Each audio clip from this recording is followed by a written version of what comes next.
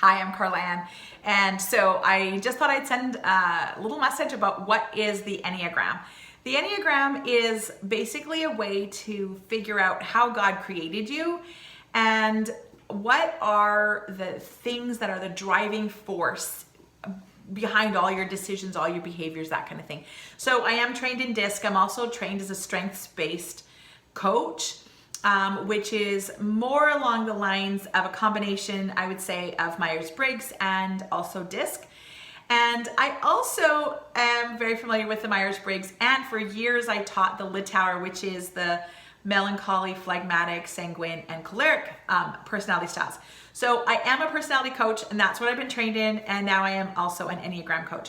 So the Enneagram is what I love and what makes the Enneagram different than any other program or assessment or personality program, I don't know, that I've ever studied is that it really deals with core motivation. So for example, you might have someone who comes across really controlling and really angry, and so you think, oh, they must be angry about this, or they must be angry about that. But you don't actually know unless you know what their core motivation is and what's really behind it. What is their core fear? Until we address the core fear, you may not actually be addressing it. You may be causing more and more issues. For example, someone who really needs to be in control they might want to be in control so that they don't make mistakes, because they don't want to be wrong. They really want to be right. Maybe they're really trying to be in control because they don't want someone to think badly of them.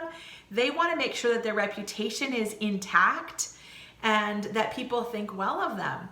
Another reason someone might want to really be in control is because they don't feel safe. They really need to feel safe, like they have plan A, plan B, plan C, and they need to be in control. They need to know what's happening at all times. Someone else might want to be in control because they're afraid of being betrayed. And so, like, just in there, the same action can be caused by different core fears. And then there's motivations. What is motivating each different person? So what the Enneagram does, unlike any other, most of the other ones will deal with behavior and or reactions. So DISC is all about behavior and how do you adjust behavior so that you can help others and be better towards others, and that's all good. And I love DISC, don't get me wrong. And then there's more on the side of the strength-based, which I'm also a certified coach in strength-based training. And that's really leaning towards how am I reacting and how are the external influences around me affecting my ability to act within my strengths. And that's a really good thing to know too. I really love strengths-based coaching because of that. But the difference with Enneagram is it's dealing with our core motivation. And as a Christian, I know that Jesus is the one. He is the only one that's going to be able to meet that, and who's going to deal with my core fear, and who's going to deal with my core longings and my motivations, shifting my motivations to be in line with him so I can be more Christ-like. So the Enneagram, the way I teach the Enneagram is more about how do we get in line with who God created us to be, and how do we connect with him so that all of our needs and all of our motivations are really driven by Jesus, not by returning to self. Because the Bible says that our hearts are deceitfully wicked. And so we don't want to go back there. That's not a safe place. What we really want to do is find out who Jesus is, and how is that for me? So some of the there's 9 different Enneagram types, and all of them have different needs, different fears, different core longings, different motivations, and but Jesus meets each of those needs very differently. And so the really cool thing about that is the way the Enneagram works is it gives you options to see when am I healthy, when am I not healthy, and that will help you even figure out how to pray, how to communicate with people around you to say, I'm not doing so well. I need this right now so that I can be a healthier person. And you can go to Jesus and say, this is where I'm at and I need this from you. Sometimes we go to Jesus and we don't even know what it is we need. And so part of being understanding the Enneagram is understanding ourselves. We're not a very self-aware people, and many of us just assume that our motivations and our fears and our that everyone has the same, therefore we're all in the same boat.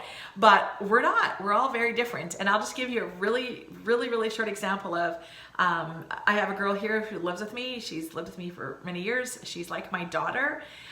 She's Enneagram type 9. And Enneagram type 9 avoid conflict at all cost. They are peace-loving, peacemaking people. And if you know a 9, you love a 9. 9s are like soft, cuddly, warm, very empathetic, very sympathetic, and very non-judgmental. They see every side of a situation. You definitely want to have a 9 in your corner. I am not a 9, I'm an 8. I'm an 8 wing 7, and we would talk about wings in the training. So it's been said of 8 wing 7s that they are a force to be reckoned with. And I didn't like that. I didn't like that at first, but it's so true. Anyway, one of my core needs is to be understood, and honesty. Honesty and authenticity is like, it's like core for me. Like that's like the core of my being is honesty. And so the problem is when we were communicating, I would say, hey, here's an idea. Why don't we do this or this weekend? And I'd engage. I'm like, we could go here, we could do this, we could have this for dinner, we could do this, we could leave at this time. What are your thoughts? And my dear precious 9 would say, and would go to her room. And I would feel like I felt rejected. I felt like you didn't engage. And I just was so deeply hurt, because to me, an honest relationship and someone who loves me is going to say, oh, I love that idea, or nah, I don't, or this is what I think, or I love that part, but let's do this part, or could we do it earlier? Could we do it later?